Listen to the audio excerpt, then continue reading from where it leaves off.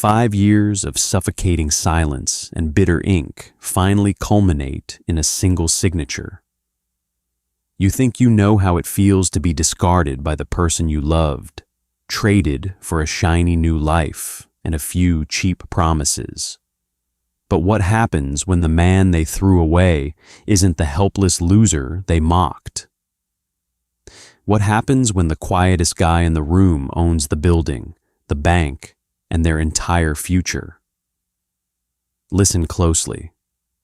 The silence is over. Rain lashed against the floor-to-ceiling windows of the downtown condo, warping the neon city lights into jagged, bleeding streaks.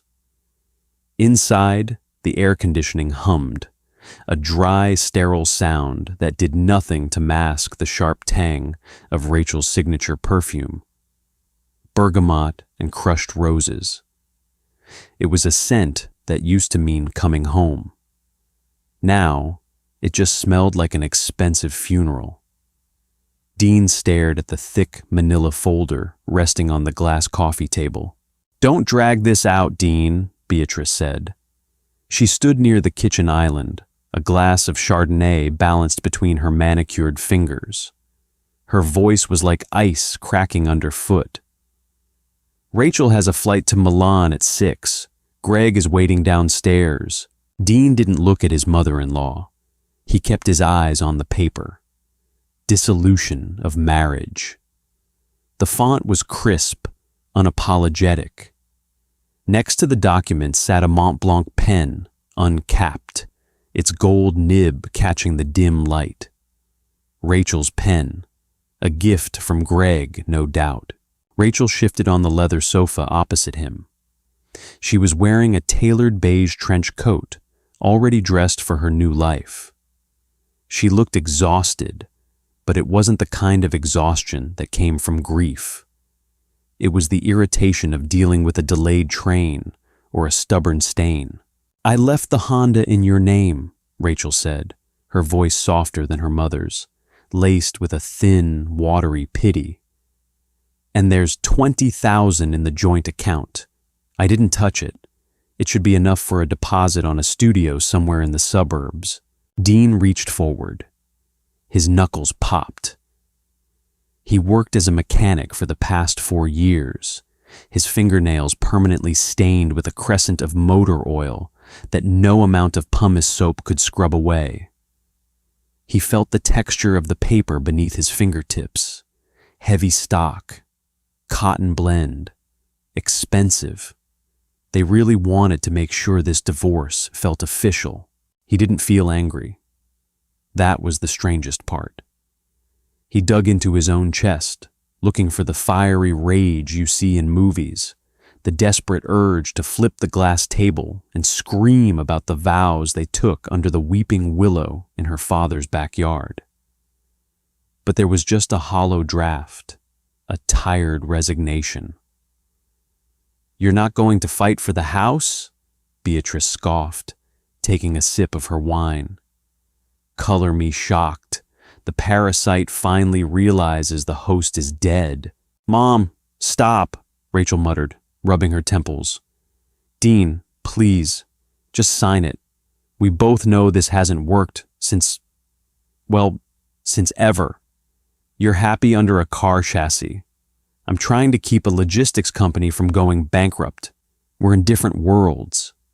Different worlds. Dean almost laughed, a dry, ragged sound that caught in the back of his throat. He picked up the Mont Blanc.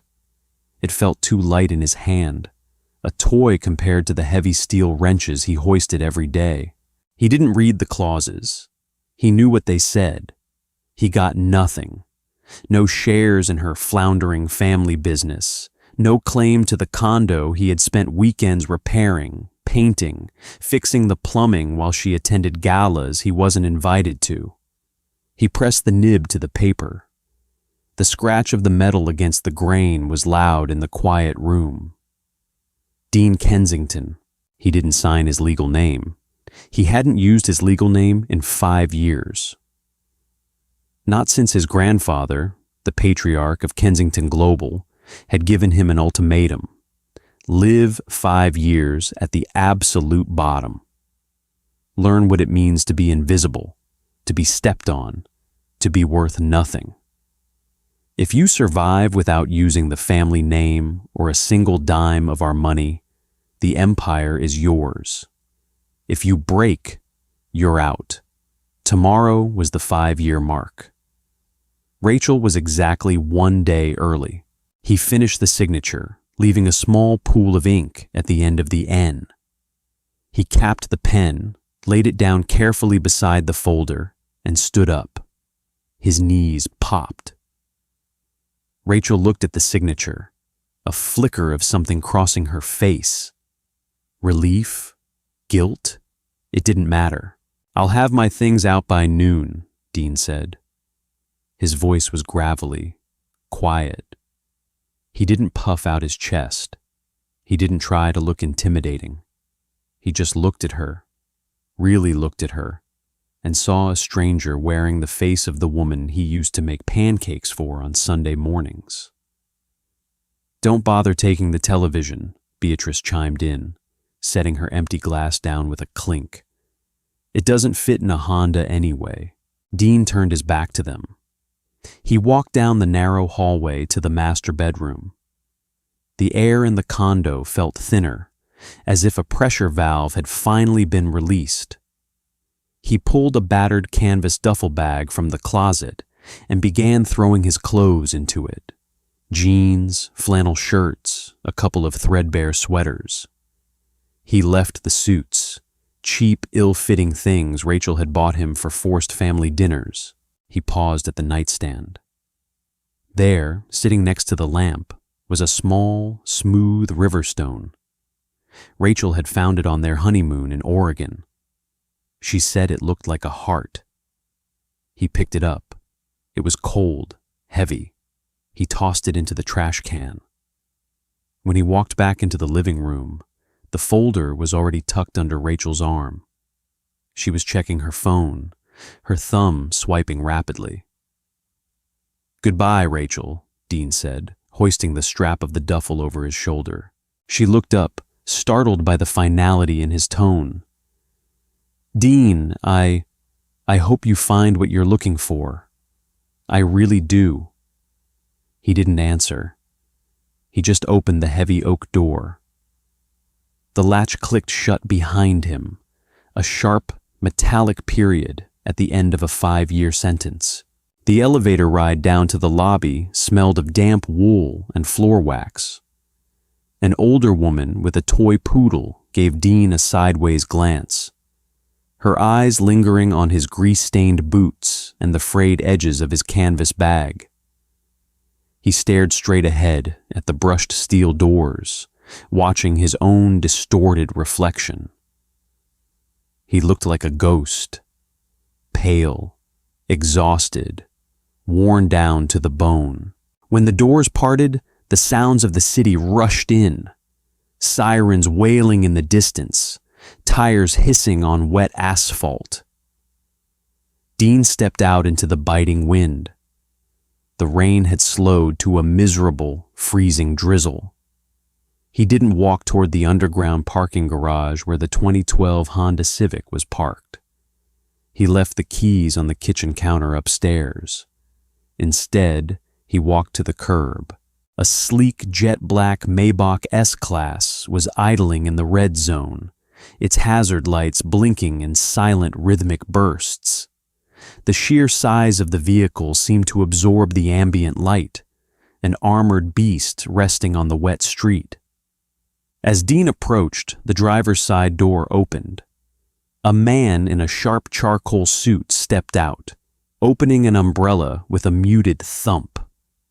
He hurried around to the rear passenger door, opening it wide. "Good morning, Mr. Kensington," the man said. His name was Harrison. He had been waiting for this exact day for half a decade. "Morning, Harrison," Dean replied, tossing the canvas bag into the trunk before sliding into the back seat. The contrast was jarring. The interior smelled of rich, untreated leather and faint cedar. The ambient lighting was a soft, glowing amber. The street noise vanished entirely the moment Harrison shut the heavy door, sealing Dean inside a soundproof vault on wheels. Harrison climbed into the driver's seat and looked at Dean through the rearview mirror. "Congratulations on the successful completion of the mandate, sir. The board was notified at midnight. Your grandfather's shares have been fully transferred. You are now the majority shareholder of Kensington Global." Dean unzipped his damp jacket, leaning his head back against the plush headrest. He closed his eyes. There was no triumphant swell of music in his head, no rush of adrenaline. He just felt an overwhelming, bone-deep exhaustion. "Where to, sir? The estate in the Hamptons? The penthouse?" "No," Dean murmured, rubbing the bridge of his nose. "Take me to the tailor, the one on 5th, then the barber. I smell like cheap motor oil and failure." "Right away, sir." The Maybach pulled away smoothly, gliding into the heavy traffic like a shark through a school of minnows. Dean reached into the center console, pulling out a slim tablet. It was already logged into his secure network. The dashboard of Kensington Global filled the screen. Trillions of dollars in assets, shipping lines, tech conglomerates, real estate development, private banking. He tapped into the private banking sector. "Harrison," Dean said, his voice dropping an octave, finding a resonance it hadn't used in years. "Sir?" "Rachel's company, Heir Logistics. They've been bleeding money for 2 years. How are they staying afloat?" "Let me check, sir," Harrison said, tapping an earpiece. A few seconds passed, filled only by the whisper of the tires on the wet road.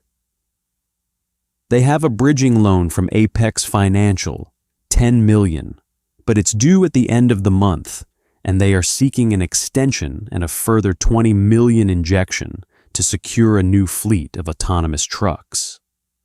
They have a meeting scheduled for this afternoon to finalize the terms." Dean stared at the tablet. Apex Financial, a subsidiary of Kensington Global. He owned the debt. "Cancel the extension," Dean said. The words tasted like ash, but he forced them out. "Sir?" Harrison's voice carried a hint of surprise.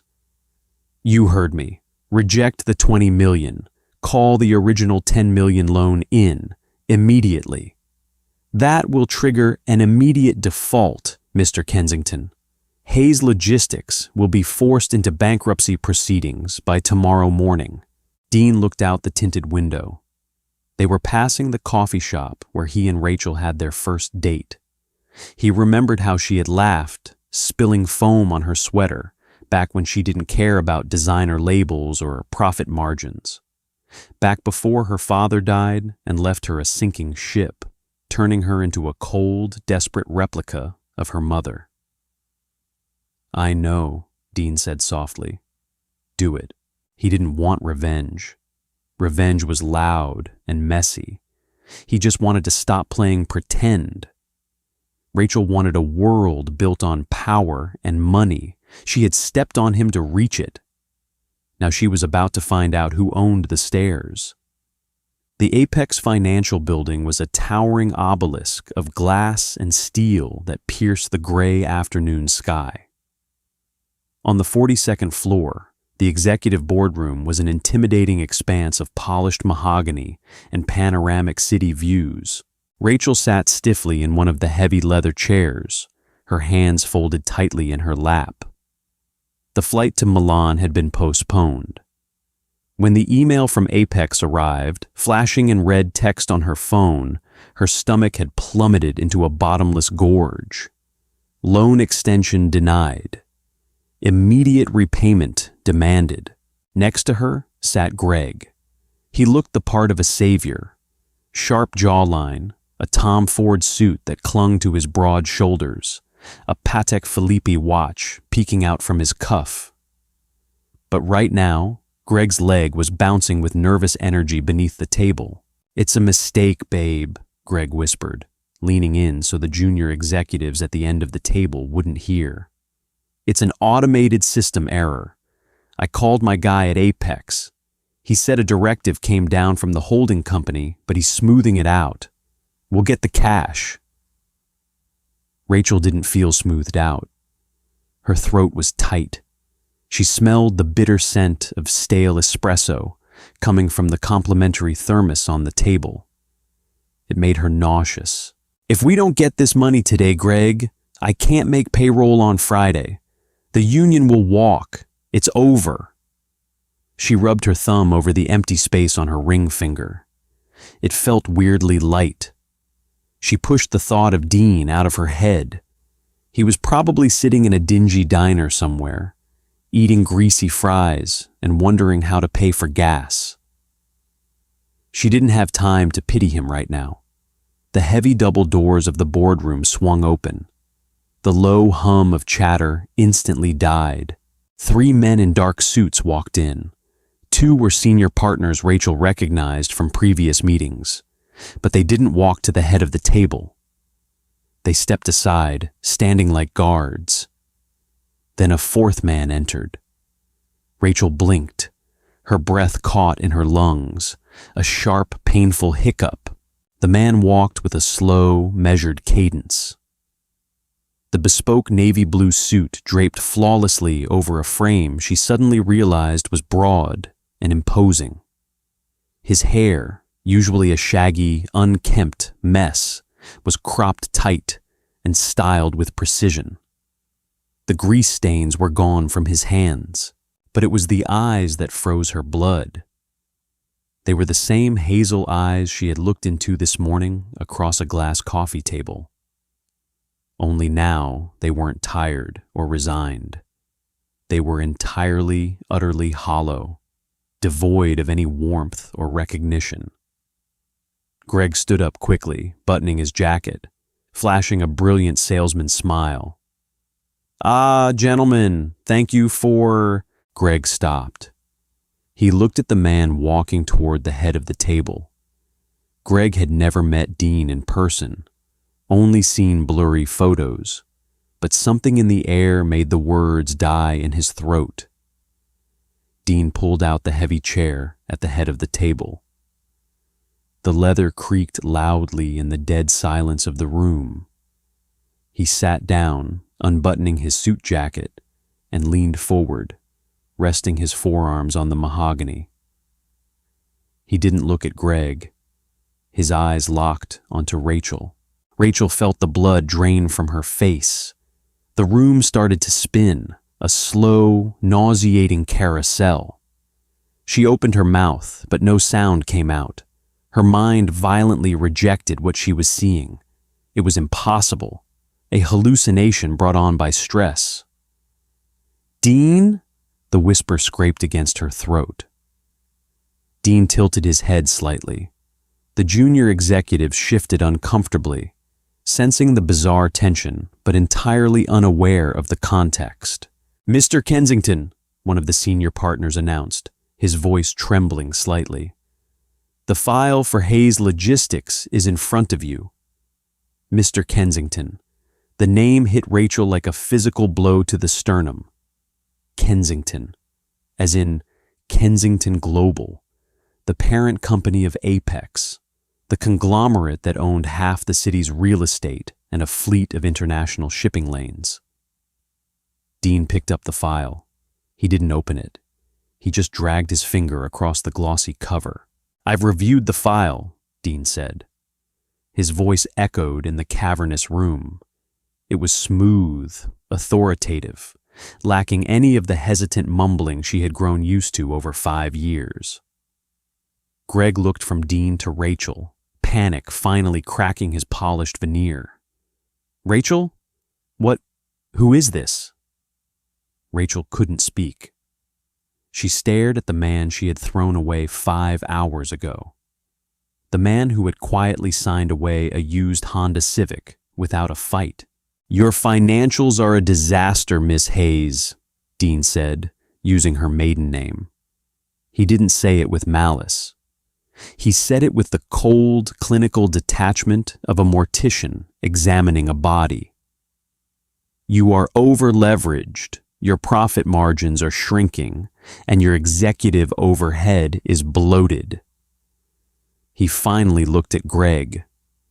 A micro-expression of disgust flickered across Dean's face, gone as fast as it appeared. You want a $20 million lifeline, Dean continued, dropping the file onto the table with a heavy thud, and an extension on a $10 million principal that is currently in default. We just need a quarter to turn the new fleet around, Greg interjected, stepping forward, trying to salvage his pride. The autonomous integration will cut operating costs by 40%. The projections are fiction, Dean interrupted, his voice barely above a whisper.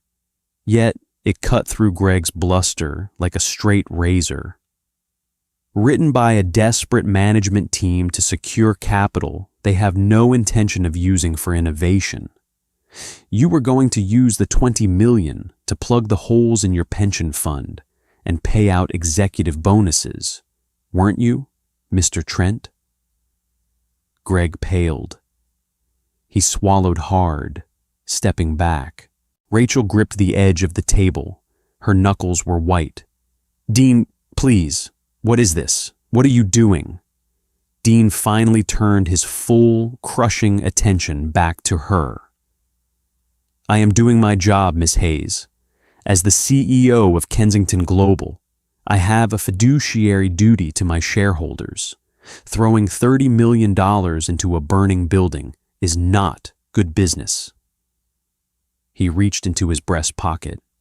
Slowly, deliberately, he pulled out a pen. A Mont Blanc pen. With a gold nib. Rachel recognized it instantly. It was the pen she had left on the coffee table this morning. The pen he had used to sign the divorce papers. Dean uncapped it. He pulled a single sheet of paper from the file. Notice of default and asset seizure. You wanted to live in a world of consequences, Rachel, Dean said softly, his eyes boring into hers, stripping away every lie, every justification she had ever told herself.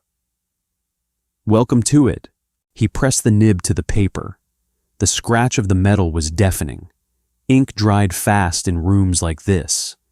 That was the first thing Rachel noticed. The scratching of the gold nib stopped, and before she could even draw a full breath, the paper was being slid across the mahogany table into a leather-bound portfolio. Dean stood up. He didn't adjust his cuffs. He didn't offer a parting smirk. He just buttoned his jacket with the mechanical precision of a man closing a toolbox.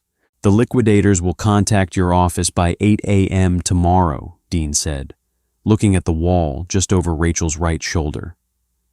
I suggest you tell your employees today. Give them a head start on the job market.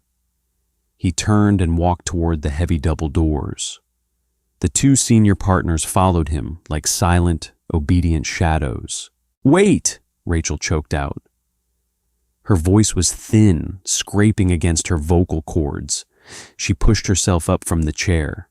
Her knees felt like they were made of damp sand. Dean, you can't do this. My father built this company. You know how much it means. You fixed the delivery vans when we couldn't afford a mechanic. Dean paused, his hand resting on the brushed steel handle of the door. He didn't look back. I fixed a lot of things, Rachel. None of them wanted to stay fixed. The door clicked shut behind him, the sound sealing the tomb. The boardroom was suddenly suffocating. The hum of the climate control system sounded like a jet engine. Rachel stared at the empty space where her ex-husband had just been standing. Her brain was misfiring, desperately trying to reconcile the grease-stained man who ate cereal over the sink with the ruthless billionaire who had just legally executed her family's legacy. What the hell was that? Greg hissed. The veneer of the handsome, supportive partner was gone. His face was flushed, a frantic, ugly red creeping up his neck. "Who is that guy? You said he was a nobody? A grease monkey?" "He was," Rachel whispered, touching her forehead. Her skin was freezing. "He is. I don't know." "You don't know?" Greg practically shouted, slamming his palm on the table. The complimentary thermos rattled. "He just called in a $10 million loan, Rachel. He just nuked the company, and you don't know who he is?" "Stop yelling at me," Rachel snapped, the panic finally curdling into defense. "I lived with him for 5 years. He drove a rusted Honda. He bought his boots at a surplus store. How was I supposed to know he owned Apex Financial?" Greg paced the length of the room, running his hands through his perfectly styled hair, ruining the hold. He smelled of sweat and expensive cologne, a sour, desperate combination. "This is bad. This is really, really bad," Greg muttered, talking more to himself than to her. "If Hayes goes under, my name is on the executive board. My equity is wiped. The autonomous truck deal was my collateral for the bridge loan I took out for the condo." Rachel blinked, the fog of shock parting just enough to let a cold spike of clarity through. "Your condo? The one we're supposed to move into?" Greg stopped pacing. He looked at her, and for the first time, Rachel saw the raw, unvarnished calculus in his eyes. He wasn't looking at his fiancée. He was looking at a liability. "I need to make a phone call," Greg said, his tone entirely flat. He pulled his phone from his pocket and walked out of the room, not waiting for her, not checking to see if she could stand. Rachel was left alone in the 42nd floor boardroom. She looked down at the table. A single drop of spilled coffee had stained the mahogany near her chair. It looked like dried blood. Down in the private underground garage, Dean sat in the back of the Maybach. The engine was running, but Harrison hadn't put it in drive. Dean stared at his hands. They were trembling. Just slightly, barely a millimeter of a shake, but he could see it. He pressed his palms flat against his thighs, trying to force the adrenaline out of his system. He didn't feel like a king. He felt like he had just swallowed a handful of broken glass. "Are you all right, sir?" Harrison asked softly from the front seat. The privacy partition was lowered just enough for his voice to carry. "I'm fine," Dean lied. He rubbed his thumb over his index finger, missing the familiar, rough callus that had already started to soften after just one day of intense moisturizing at the barber's spa. He missed the smell of WD-40. He missed the simple, honest weight of a socket wrench. A wrench only did what you told it to do. It didn't lie. It didn't pretend to love you. "Did it go as you expected?" Harrison asked gently. Dean closed his eyes, resting his head back against the leather. He thought of Rachel's face, the absolute terror in her eyes. 5 years ago, when he first met her, she had been crying in the rain outside a veterinary clinic because she couldn't afford the surgery for her golden retriever. He had paid for it with his meager mechanic savings, going hungry for a month. That was the girl he had fallen in love with. The woman upstairs, the one who had discarded him for a man with a Patek Philippe and a fake smile, was a stranger. But hurting her still felt like carving out a piece of his own ribs. "It went exactly how it had to go, Harrison," Dean murmured. "Take me to the main office. I need to see the ledger. I want to know exactly how much blood is in the water." The Maybach glided out of the parking garage, leaving the Apex building behind. The rain had stopped, but the sky over the city remained a bruised, heavy purple.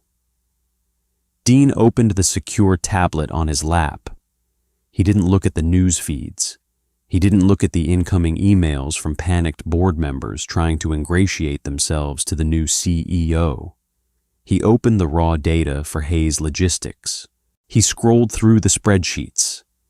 It was worse than he had said in the boardroom. The company was a hollowed-out shell, eaten alive by Greg Trent's exorbitant consultant fees and Beatrice Heir's endless expense accounts. They hadn't just mismanaged Rachel's father's legacy, they had actively pillaged it. Dean tapped the screen, highlighting a specific column. Asset liquidation value. He could sell it off for parts, sell the warehouses to Amazon, sell the trucking routes to FedEx, wipe the name Heir off the map entirely. That was the smart business move. That was what his grandfather would have done. But Dean Kensington wasn't his grandfather. He knew what it felt like to be reduced to nothing, to have your worth measured in zeros. He pulled out his phone and dialed a private internal number. "Legal," a sharp voice answered. "This is Dean Kensington," he said, the authority settling over him, heavy and cold as a chainmail vest. "Draft a hostile takeover agreement for Heir's logistics. Buy out the remaining debt from Apex. I want full controlling interest by midnight. Do not liquidate. Prepare to fire the entire executive board." He hung up before legal could respond. He looked out the window at the blurred city lights. He wasn't going to destroy Rachel's company. He was going to own it. The smell of juniper and citrus hung heavy in Beatrice Heir's penthouse apartment. It was a suffocating fragrance, designed to mask the subtle scent of stale cigarette smoke that clung to the heavy velvet drapes. Rachel sat on the edge of a white linen sofa, a glass of water untouched in her trembling hands. She hadn't bothered to take off her trench coat. She felt like if she took it off, she might physically fall apart, unspooling onto the Persian rug like cheap yarn. Beatrice was pacing. She held a martini glass by the stem, her knuckles bone white. "It's a mistake, a clerical error, or a sick joke," Beatrice snapped, the ice in her glass clinking frantically. "Dean? Dean Kensington? Do you hear how ridiculous that sounds, Rachel? The man couldn't even afford to fix the heating in your apartment last winter." "He fixed it himself, Mom," Rachel whispered, staring blankly at the water in her glass. "He bought the parts at a junkyard and fixed it in the freezing cold. Because we had no money. Because I poured all our savings into Greg's consulting firm." Beatrice stopped pacing, her eyes narrowing into cruel slits. "Do not blame Greg for this. Greg is a visionary. He's trying to drag this family into the 21st century. If that grease monkey somehow manipulated his way into a suit." The heavy oak door of the apartment opened, cutting Beatrice off. Greg walked in. He didn't look like a visionary. His tie was loosened, his collar unbuttoned. He carried a leather overnight bag over his shoulder. Rachel stood up, the water sloshing over the rim of her glass, wetting her fingers. "Greg, what is that?" Greg dropped his keys on the entryway console. The metal clanged sharply against the marble.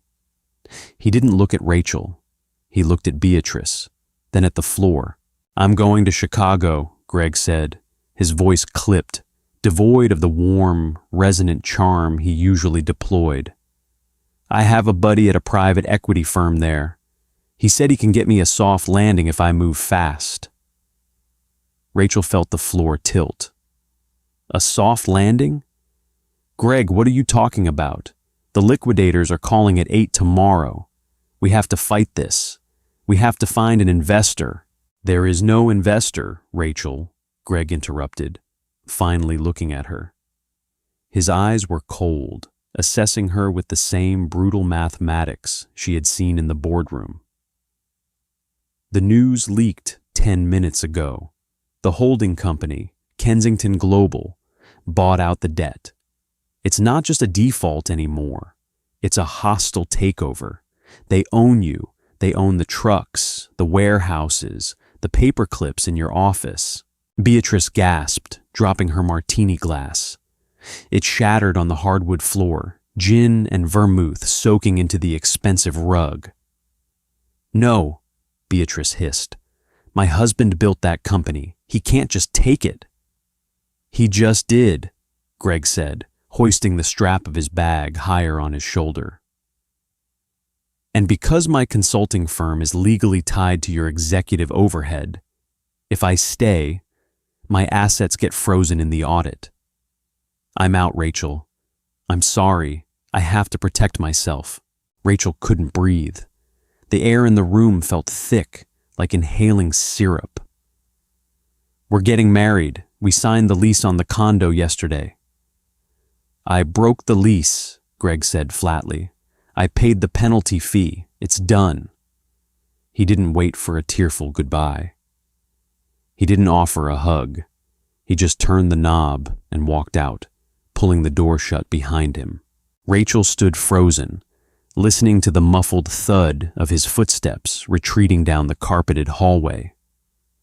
5 hours ago, she had handed Dean a pen and told him they were from different worlds. She had chosen a man who looked good on paper, a man who promised her endless growth and limitless capital. And at the first sign of a storm, that man had packed a bag and fled. Dean, the man she had mocked for his lack of ambition, had stood in the rain for 5 years, silently holding the umbrella over her head while she complained about the weather. "Do something!" Beatrice screeched, her voice cracking, breaking the silence. She pointed a trembling finger at Rachel. "Call him! Call that pathetic mechanic and beg him! Tell him you made a mistake! Offer him shares! Offer him anything!" Rachel looked at her mother, really looked at her. She saw the deep lines of bitterness etched around Beatrice's mouth, the frantic, ugly desperation in her eyes. She saw the exact future she was heading toward. "I have nothing to offer him, Mom," Rachel said, her voice dropping to a hollow, empty whisper. "He already took it all. Across the city, in the penthouse suite of the Kensington Tower, the silence was vastly different. It wasn't the frantic, suffocating silence of panic. It was the heavy, absolute silence of power."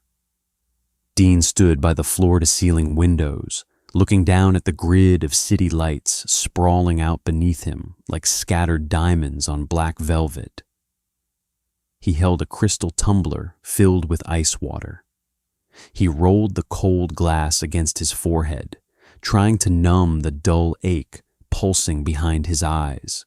The heavy mahogany doors of his office clicked open. Harrison stepped in, carrying a thick leather folio. "Mr. Kensington," Harrison said softly, approaching the massive oak desk in the center of the room. "The takeover is complete. The paperwork has been filed with the SEC. Hayes Logistics is now a wholly owned subsidiary of Kensington Global." Dean didn't turn around. He took a sip of the ice water. It tasted like nothing. "Did legal draft the termination notices?" Dean asked. "Yes, sir. As instructed. The entire executive board, including Beatrice Hayes and Gregory Trent, have been terminated for gross negligence and breach of fiduciary duty. Their corporate accounts are frozen, pending a forensic audit." Dean closed his eyes. He pictured Greg packing his bags. He pictured Beatrice screaming at her lawyers. It should have felt satisfying. It should have been the righteous vengeance of a man wronged. But all he felt was tired. "And Rachel?" Dean asked, his voice barely a murmur against the glass. Harrison paused. He opened the folio, flipping a crisp, heavy page. "Miss Hayes remains as the nominal CEO, per your addendum. However, her salary has been reduced to $1 annually, and she has been stripped of all signing authority. She is effectively an employee of Kensington Global. Your employee, sir. Dean slowly turned away from the window. He walked over to the desk and looked down at the documents illuminated by the warm glow of the brass reading lamp. He hadn't fired her. He couldn't do it. He couldn't be the man who drove the final nail into the coffin of her father's dream. But he couldn't let her continue to steer the ship into the rocks either. She's going to hate me, Dean said, not really to Harrison, but to the empty room. With respect, sir, Harrison replied, his tone smooth and professional, yet carrying a faint edge of loyalty. She hated the man she thought you were. It is entirely irrelevant how she feels about the man you actually are. Dean picked up the gold Montblanc pen resting on his desk. He had taken it from the Apex boardroom. He ran his thumb over the smooth metal casing. He didn't want her hatred. He didn't want her love. He just wanted the last 5 years to stop bleeding into his present. Have a courier send her the new employment contract, Dean said, tossing the pen back onto the desk. It clattered against the wood, a sharp, ugly sound. Tell her if she wants to save her father's company, she reports to my office at 7 a.m. tomorrow. If she doesn't show, liquidate the whole damn thing. Yes, Mr. Kensington. Harrison bowed his head slightly and turned to leave. And, Harrison? The assistant paused at the door. Sir, find me a mechanic's garage, something small, out in the boroughs. Buy it under a Shell LLC. Dean looked down at his hands, rubbing the smooth, unblemished skin of his palms. I need somewhere to go when I can't stand the smell of this room anymore. Harrison smiled, a brief, genuine flicker of understanding. I will have the deeds on your desk by morning, sir. When the door clicked shut, Dean was alone again. He looked at the paperwork sitting on his desk. Millions of dollars, hundreds of jobs, entire lives reduced to ink on a page. He reached out and touched the signature line. Tomorrow, Rachel would walk into this office. She would stand on the other side of this desk, stripped of her pride, her fiancé, and her illusions. She would have to ask the man she threw away for permission to survive. Dean took a slow, deep breath, letting the cold, sterile air of the penthouse fill his lungs. The silence was deafening. Morning light filtered through the blinds of Beatrice's penthouse in dull gray slats. Rachel hadn't slept. She sat on the edge of the velvet armchair, staring at the indentation in the plush carpet where Greg's overnight bag had rested just hours before. The apartment smelled of spilled gin and stale regret. Her mother was locked in the master bedroom, alternating between frantic phone calls to disconnected lawyers and muffled, pathetic sobbing. Rachel stood up. Her joints ached with a deep, brittle stiffness. She walked to the bathroom and turned on the cold tap, splashing freezing water over her face. The shock of it didn't clear her head. It just made her skin feel tight and bruised. She looked in the mirror. Her mascara was smeared into dark, hollow bruises under her eyes. She grabbed a washcloth and scrubbed her face bare. No makeup, no armor. She stripped off the wrinkled trench coat and the designer blouse, tossing them into the corner. From her overnight bag, she pulled out a simple black turtleneck and a pair of dark slacks. Funeral clothes. At 6:15 a.m., she walked out into the biting morning air. She didn't call an Uber Black. Her corporate card was dead. Her personal accounts were frozen pending the forensic audit Dean had ordered. She had $12 in cash tucked into her pocket. She walked down into the subway station. The smell hit her instantly, a heavy, suffocating mix of damp concrete, ozone, and old pennies. The turnstile clicked loudly as she pushed through. She stood on the platform alongside exhausted nurses coming off night shifts and construction workers holding thermos flasks. This was where Dean had lived, every single day for 5 years. While she sat in climate-controlled offices complaining about profit margins, Dean was down here, smelling the grime, getting pushed by the crowds, carrying a metal lunchbox she had bought him as a joke for their first anniversary. He had never complained. He just absorbed the indignity, quietly boarding the train while her mother mocked his grease-stained boots at the dinner table. The train screeched to a halt, the brakes whining like a wounded animal. Rachel stepped into the crowded car and grabbed an overhead rail. The metal was sticky and freezing. She squeezed her eyes shut as the train lurched forward, rattling her teeth. 40 minutes later, she stood on the pavement outside Kensington Tower. It was a monolith of black glass and brushed steel that seemed to devour the surrounding skyline.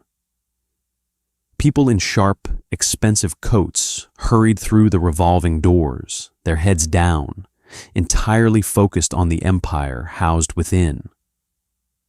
Rachel felt incredibly small. She felt like a trespasser. She walked through the heavy doors. The lobby was a vast expanse of white marble and sheer silence. The chaos of the street was entirely muted, replaced by the low, expensive hum of the building's massive air filtration system. She approached the security desk. A man in a tailored charcoal uniform looked up from his monitor. "Name?" he asked, his tone polite but entirely devoid of warmth. "Rachel Hayes," she said. Her voice cracked. She cleared her throat and tried again. "Rachel Hayes, I have a 7 o'clock." The guard tapped his keyboard.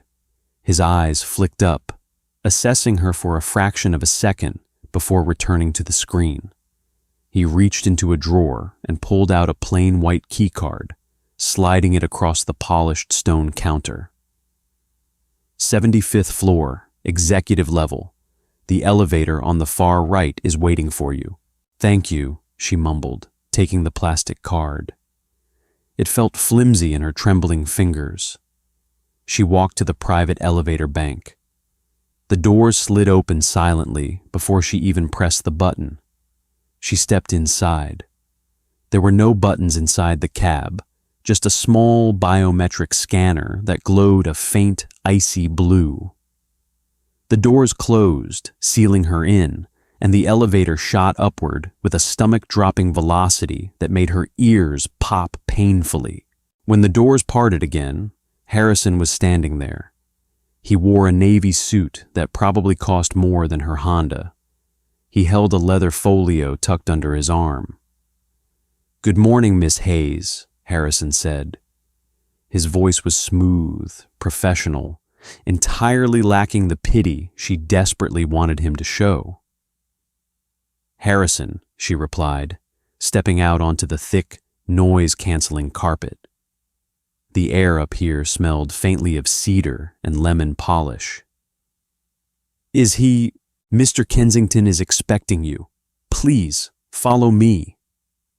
Harrison led her down a wide corridor lined with abstract modern art that Rachel vaguely recognized from auction catalogs she used to browse when she thought she had money.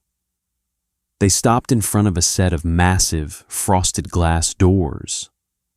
Harrison didn't knock. He just pushed the doors open and stepped aside.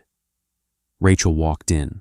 Silence in this room wasn't just an absence of noise. It was a physical weight. It pressed against Rachel's eardrums, demanding respect. The office was cavernous, wrapped in floor-to-ceiling glass that offered a terrifying God's-eye view of the city below. In the center of the room sat a desk carved from a single, massive slab of raw-edged walnut. Dean stood behind it, looking out the window. He wasn't wearing the bespoke suit from yesterday. He wore a crisp white dress shirt, the sleeves rolled up past his elbows, exposing the faint silvery burn scars on his forearms from leaning too close to hot engine blocks. He wore a dark tie, loosened at the collar. He looked tired. He looked like the man who used to fall asleep on their cheap sofa while watching basketball. But when he turned around, the illusion shattered. His eyes were flat. The hazel color, which used to warm when she walked into a room, was now the color of old coins. "Sit," Dean said. Rachel walked slowly toward the two leather chairs positioned opposite his desk. She sank into the left one. The leather was stiff and unwelcoming. Dean didn't sit. He picked up a thick stack of papers from the walnut slab and tossed them down in front of her. The heavy thud made her flinch. "I spent the night going through Heir's logistics internal communications," Dean said, his voice dropping into a low, gravelly register that scraped against her nerves. "Your mother expensed a $50,000 vacation to St. Bart's under client acquisition. Greg Trent paid himself a $300,000 performance bonus while simultaneously shorting your supplier payments, forcing your mechanics to work without safety equipment." Rachel stared at her lap. Her hands were shaking violently now. She gripped her knees, digging her fingernails into the fabric of her slacks to stop the tremors. "I didn't know," she whispered. "You didn't look," Dean corrected, his tone completely devoid of sympathy. "You wanted to play CEO, Rachel. You wanted the title, the corner office, the power suits, but you didn't want the dirt. You let them hollow out your father's life's work because confronting them would have meant admitting you were out of your depth." A tear slipped free, hot and humiliating, tracking down her cheek. She reached up angrily and wiped it away with the back of her hand. "Are you going to fire me? Is that why you brought me up here? To lecture me and then throw me out?" Dean leaned forward, resting his knuckles on the desk. "If I wanted to destroy you, Rachel, I would have let Apex liquidate the assets this morning. You would be bankrupt, homeless, and facing federal indictments for gross financial negligence. I bought the debt to stop the bleeding." Rachel looked up, her breath hitching in her chest. "Why?" "Because your father was a good man," Dean said, quietly. The ice in his voice cracked just a fraction, revealing something raw underneath. "When I was 19, long before I met you, my car broke down on I-95. It was 2 a.m. Your dad pulled his rig over. He towed me to his shop for free and let me sleep in the cab until morning. He told me he built his company so his daughter would never have to worry about breaking down in the dark." Rachel let out a soft, broken sob. She covered her mouth with her hand. The memory of her father, his calloused hands, his booming laugh, hitting her like a physical blow. "He built a company that moved things," Dean continued, his voice hardening again. "You and your mother turned it into a piggy bank. That stops today." He tapped the thick stack of papers in front of her. "That is your new employment contract. Read it carefully. You remain CEO in title. But you report directly to a board of trustees appointed by Kensington Global. Your salary is $1 a year. Every cent of profit the company makes goes toward repaying the $30 million you owe me. You will fire every executive your mother hired. You will cut the consulting divisions. You will renegotiate the union contracts to ensure your drivers and mechanics actually get paid a living wage." Rachel stared at the first page. The legal jargon blurred together. "And if I refuse?" she asked, her voice trembling. "Then I liquidate it all at noon, and you walk out of this building with nothing but the clothes you're wearing." Dean reached into his drawer. He didn't pull out the gold Mont Blanc. He pulled out a cheap, clear plastic Bic pen, the kind you buy in bulk at a pharmacy. He slid it across the walnut desk. It rattled against the wood, stopping inches from her hand. "Sign it," he said. Rachel looked at the cheap plastic pen.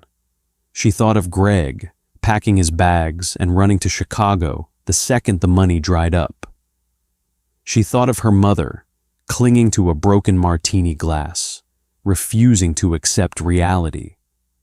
And she thought of Dean, the man who had let her step on him for 5 years, just to fulfill a mandate, only to turn around and catch her before she hit the concrete. He didn't love her anymore. That was blindingly obvious in the cold, sterile space between them. But he respected her father's ghost more than she ever did. She picked up the Bic pen. The plastic felt rough against her fingers. She flipped to the last page of the contract. She didn't hesitate. She pressed the ballpoint to the paper and signed her name. The ink was a pale, cheap blue. It skipped slightly on the Y, but she forced it down, completing the signature. She pushed the contract back across the desk. Dean looked at the signature. He didn't smile. He didn't offer a handshake. "Harrison will show you to a temporary workspace on the 50th floor," Dean said, pulling the contract toward him. "You have 24 termination notices to draft by 5 o'clock. Don't miss the deadline." Rachel stood up.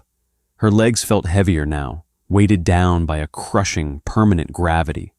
She had her father's company back, but she had lost everything else. She looked at Dean one last time. "Dean," she started, the word hanging in the vast, quiet room. "I'm sorry for everything." Dean looked up from the papers. His expression was completely unreadable. "Get to work, Miss Hayes." Rachel turned and walked out, the heavy frosted glass doors closing behind her with a soft, final click. Dean sat alone in the silence. He looked at the cheap blue ink on the page. It was done. The 5 years of pretending, the humiliation, the heartbreak, it was all legally sealed, archived, and categorized. He had won the empire. He had saved the company. He stood up, loosening his tie completely and pulling it over his head. He tossed it into the leather trash can beside his desk. He picked up his phone and pressed a single button. "Harrison." "Yes, Mr. Kensington." "Did you secure the property in Queens?" "The deed was finalized an hour ago, sir. A 2-bay mechanics garage on 34th Avenue, completely off the grid. The keys are waiting with your driver." "Good. Cancel my afternoon meetings." "Of course, sir. Shall I have the Maybach brought around?" "No," Dean said, looking down at his clean, soft hands. "Have them pull the Honda out of the long-term lot. I want to drive myself."